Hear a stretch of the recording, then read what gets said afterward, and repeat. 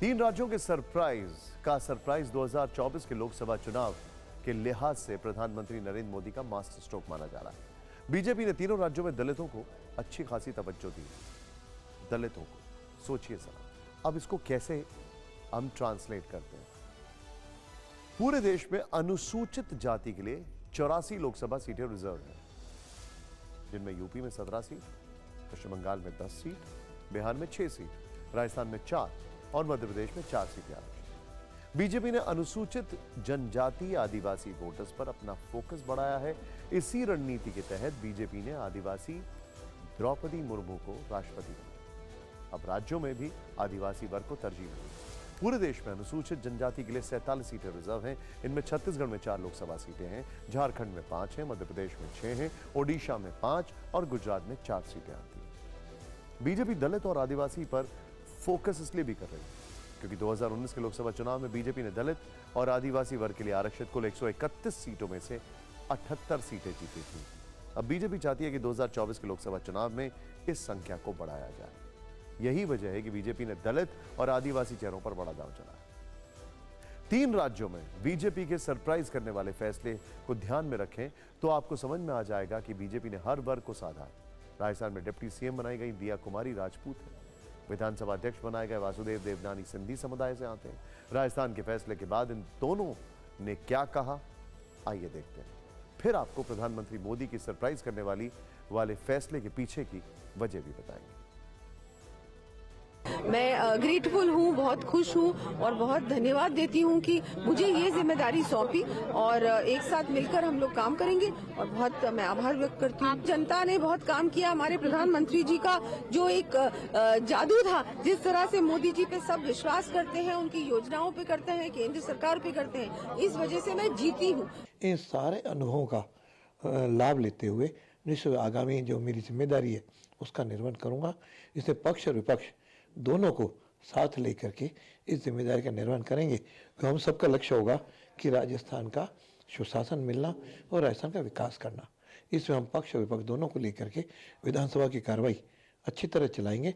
जो परंपरागत परंपराएं हैं उस सबको भी ध्यान में रखते हुए हम सदन को चलाएंगे।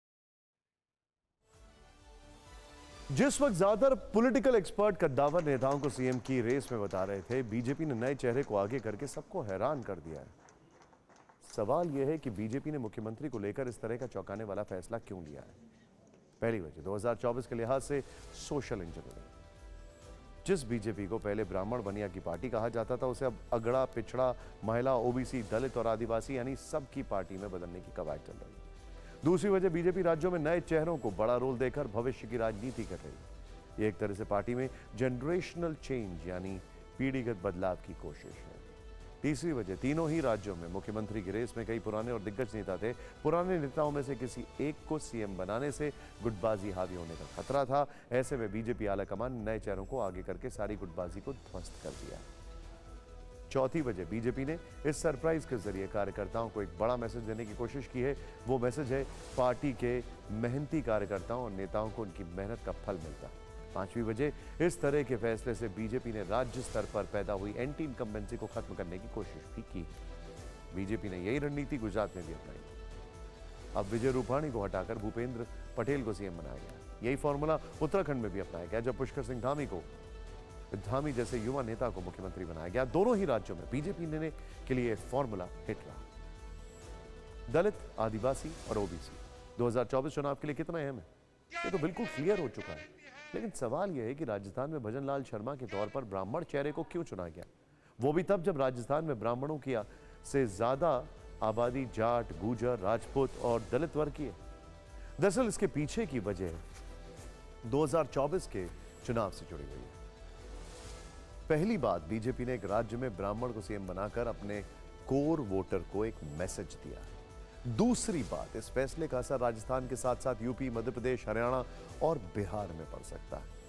राजस्थान में ब्राह्मण 7% है, यूपी में ब्राह्मणों की आबादी करीब 8 से 10% है, मध्य प्रदेश में ब्राह्मण 5 से 7% के करीब है, जबकि बिहार में ब्राह्मण आबादी 4% है। उत्तर भारत के इन 5 राज्यों में ब्राह्मण आबादी भले ही कम हो, लेकिन वो प्रभावी है। भजन लाल शर्मा राजस्थान के 5वें ब्राह्मण मुख्यमंत्री हैं। राजस्थान के आखिरी ब्राह्मण मुख्यमंत्री कांग्रेस के हरिदेव जोशी थे। 1990 में बीजेपी के भैरव सिंह शेखावत मुख्यमंत्री बने। तब से राजस्थान में 33 साल तक कोई ब्राह्मण मुख्यमंत्री नहीं बन पाया।